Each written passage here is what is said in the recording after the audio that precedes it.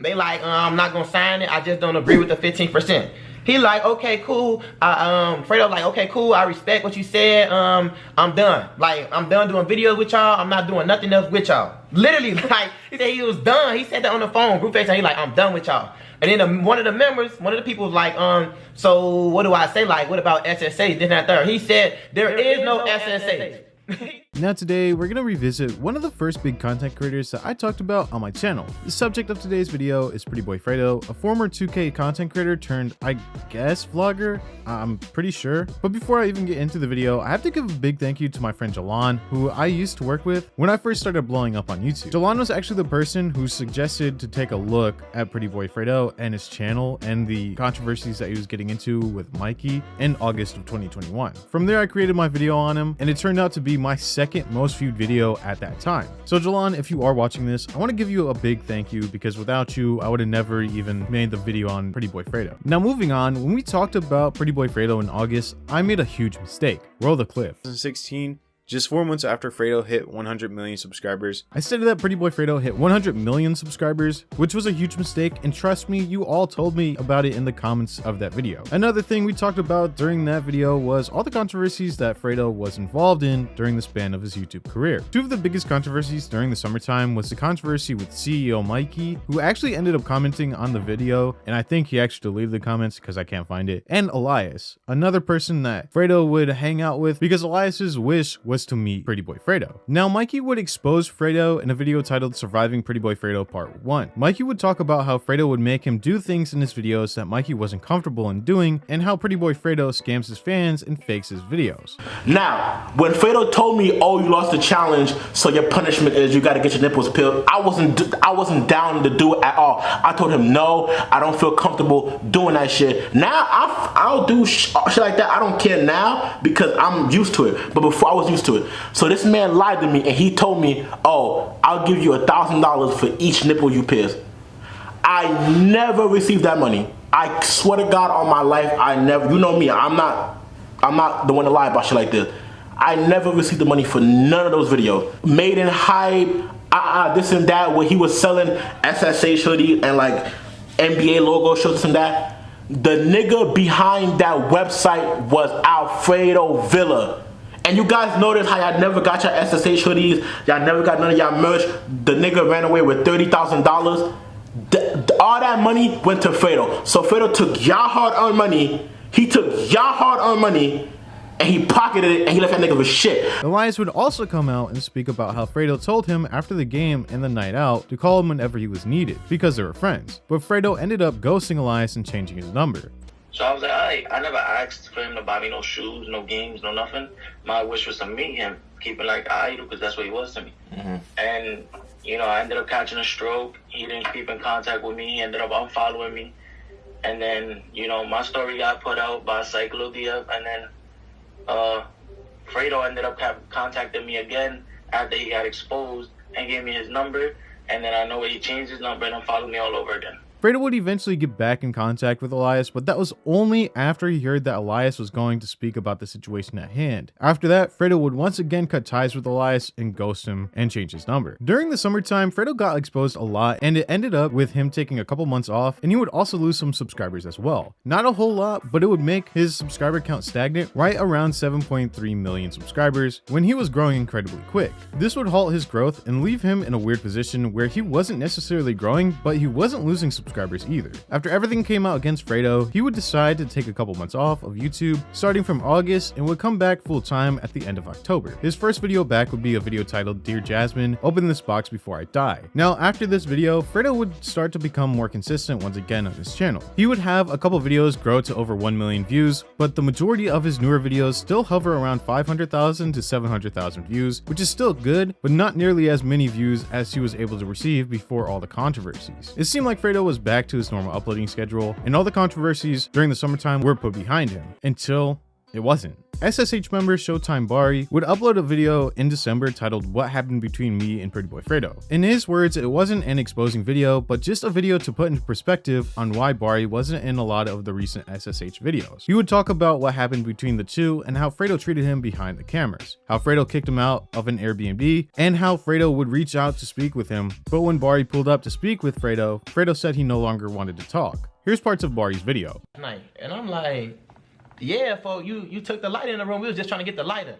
This is where he blew me before he could even say anything else, folks. Don't try to like little bro me like, folks. We both man, come man to man. He gonna say, Bari, don't you ever. I can't hear nothing else, folks, because I didn't even come at you like that. He gonna say, Bari, don't you ever knock on my door like that again. Who do you think you are? He started saying all types of like crazy stuff. So I'm like, you know what? Let me just watch out for. I'm like, all right, bro, you got it, bro. You got it, bro. I'm cool. Like, I'm finna walk back to the room. Like, it's cool, gang. He like, we'll leave then. We'll leave. Get out. We'll leave. I'm like, bro, what? So I walk back to the room. So now he coming up the stairs. He come up the stairs. He come to my room where I'm at. It's him. I think Cam is literally in the hallway right next to everything that's going down, right? So he come to my door. Well, you can leave then, Bari. You can leave. I'm so sick of your shit. I'm so sick of this. I'm so tired of this. He started telling me how he really feels. He come upstairs. He instantly started going in about all types of stuff. He gonna speak on the video that we had just did, a little beer pong thing. Now, mind you, that video, it took us a long time to get done. Like, it didn't go by quick. So, I ain't gonna lie, it was sometimes in the video, I probably sat down, got on my phone a little bit. But when it was time to film, I got right back into it. My energy was at an all-time high, and I'm producing, you feel me? But this time we vibing and something like that, I probably did sit down. But anyway, he come up there like, Bari, you was sitting down in the video. Don't you ever sit down in my video. You don't sit down till the video's done. I'm like, bro, like what, folks? Like, now this video would do two things: clear up any misinformation about why Bari wasn't in SSH videos, and it would also get the attention of PrettyBoyFredo. Showtime Bari would end up creating another video titled "What PrettyBoyFredo Won't Admit." This video would once again gain the attention of Fredo, and he would eventually reach out to Bari and set up a time and date to meet up and talk about everything that happened leading up to that very moment. The two would do it off camera and would have a really good heart-to-heart conversation. Come on, as PrettyBoyFredo, do you actually think he would do something off camera that was actually genuine and would record it during December, the best month for revenue with YouTube? Now, I knew something was up with this video. It seemed weird to me that Fredo never wanted to link up after the falling out until 5 months later when it was beneficial for his wallet. Remember, kids, all that glitters is not gold. That means that this man, Fredo, had something devious up his sleeve to get his pockets nice and chunky. After I watched this video, I thought the beef was settled, and I was gonna end this video off on a positive note, stating that these videos don't always have to be negative, but alas, Bari would upload his video a couple days after. Bari would talk about how he didn't know that the video that he did with Fredo was going to be recorded and uploaded. Bari said as soon as he got into the room, the camera was already recording. But later on that night, when he went to a SSH meeting, Fredo would tell all the members to sign a contract. In that contract, he wanted 15% of everyone's earnings. That would total to 60% of other people's revenue. Fredo showed that he was a changed man. He no longer cared about SSH as a brotherhood, but now as a business venture. Bari would talk about how Fredo told the group that if they did not sign the contract, that he would be done with SSH. And just like that, it happened. Members of SSH spoke out about not signing the NDA and the other contract, and Fredo told them that he was done with SSH and he deleted the SSH channel. Now, all them, I ain't even name, like all them, we all did one, okay? We get on there, and the member who he said if they didn't sign it, they get to speaking. They like, I'm not gonna sign it. I just don't agree with the 15%. He like, okay, cool. Fredo like, okay, cool. I respect what you said. I'm done. Like, I'm done doing videos with y'all. I'm not doing nothing else with y'all. Literally, like, he said he was done. He said that on the phone, group FaceTime. He like, I'm done with y'all. And then one of the members, one of the people was like, so what do I say? Like, what about SSH? This and that third. He said, there is no SSH. He said SSH is done. He said don't claim my brand, don't say nothing about SSH. Y'all not SSH, nobody SSH. Like, SSH is done, literally. And if y'all pay attention, he deleted the channel.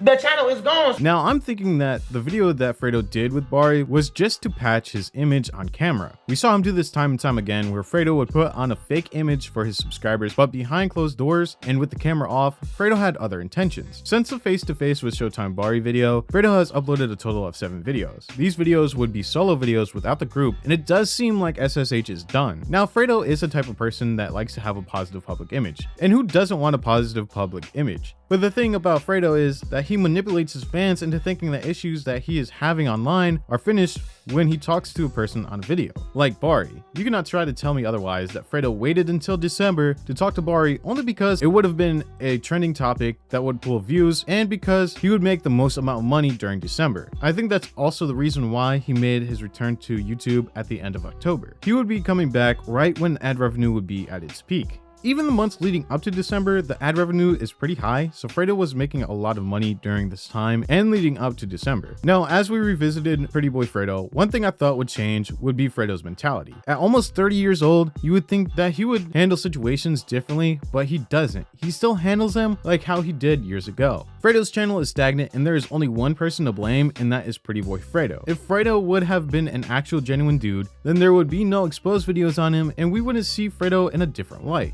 Obviously, there's always going to be exposed videos on even the people that are the most genuine people, like how somebody tried to make an exposed video on Mr. Beast. But when you are a genuine person, you have the receipts to back it up that you are always just being genuine. Fredo didn't have those receipts, and in fact, he made himself look like a bigger asshole with his text messages that he would send Mikey and also Bari, and even Elias. The majority of the comments on my original video were people commenting saying that 2K Fredo was the best version of Fredo because he was humble and grinded and created a community with the former members of the 2K community. Fredo's channel is still doing decent as far as numbers, but I don't know how many more controversies Fredo can be involved in until his channel slowly starts to bleed subscribers and gets lower with the view count. This has been another installment of revisiting these channels that I covered in previous videos. If you enjoyed the video, don't forget to leave a like to let me know that you enjoyed it and you are messing with this series, and subscribe to never miss any future content. Thank you so much for watching, and I will see you in the next video where we take a look at Wings of Redemption and his rise and eventual downfall on the YouTube platform and Twitch. And also thank you to you guys for always watching my videos and always commenting and always supporting the channel and every venture that I take outside of just doing Rise and Fall videos. Again, thank you so much for watching, and I will see you guys in the next video.